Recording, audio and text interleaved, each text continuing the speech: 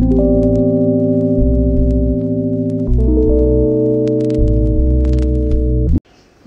বন্ধুরা, আমি Paromita chef by পাশিনা আপনাদের সকলকে স্বাগত।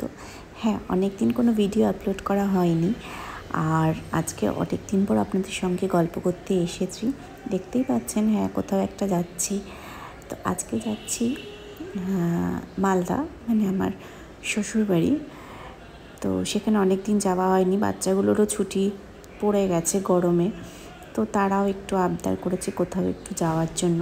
আর সত্যি কথা বলতে মানে বাচ্চাদের ছুটি হলেও কর্তামশাইয়ের তো সবসময় ছুটি থাকে না। তো যে কটা দিন ছুটি ছাটা পাওয়া গেছে, ভাবলাম একটু ঘুরেই আসি, বাচ্চাগুলোরও মনটা ভালো লাগবে আর নিজেরও একটু ঘোরা হবে।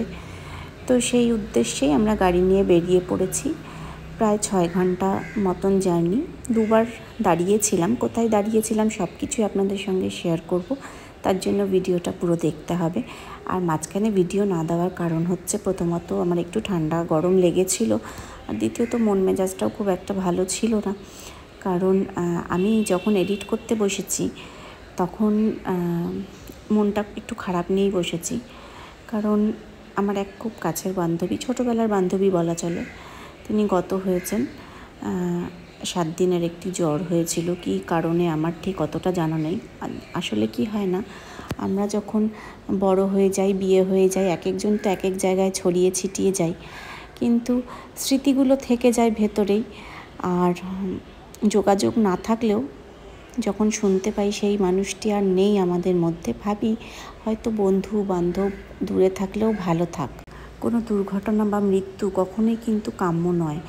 আর খুব অল্প বয়সেই সে 2টো সন্তান রেখে চলে গেছেন, এবং মা হারা 2টো সন্তান কিভাবে মানুষ হবে সেই সব ভেবেই কিন্তু মনটা খুব খারাপ হয়ে যাচ্ছিল। আমিও একটি মা এবং আমারও 2টো সন্তান রয়েছে।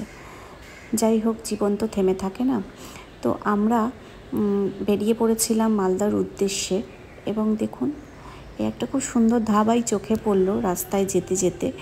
ঠিক কল্যাণী পেরোনোর পর এই ধাবাটিতে আমরা দাঁড়িয়েছিলাম। তো মোটামুটি যখন পৌঁছেছি, মানে আমরা ব্রেকফাস্টের জন্য দাঁড়িয়েছিলাম, সেটা প্রায় 11টার দিকে। আমরা কলকাতার থেকে রওনা দিয়েছিলাম 8:30টায়, 8:30 থেকে 9:30, এবং কল্যাণীতে গিয়ে আমরা ব্রেকফাস্টটা সারি। তো সেখানে সেই মুহূর্তে শুধু আলুর পরোটাই ছিল।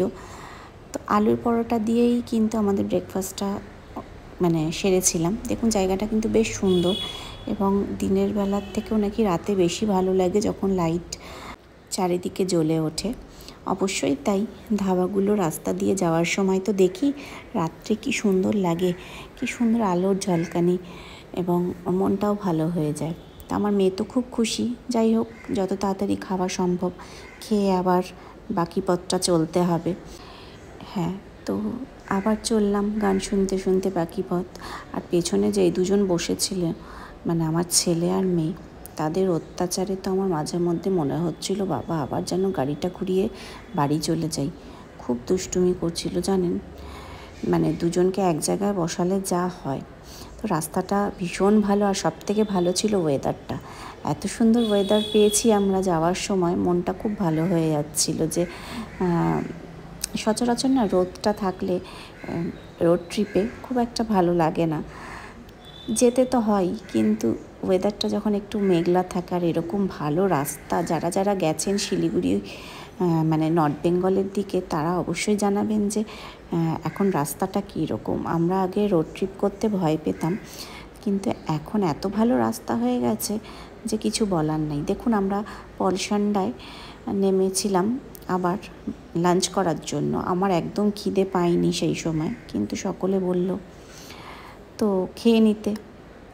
খেয়ে দিয়ে আবার রওনা দিয়েছি।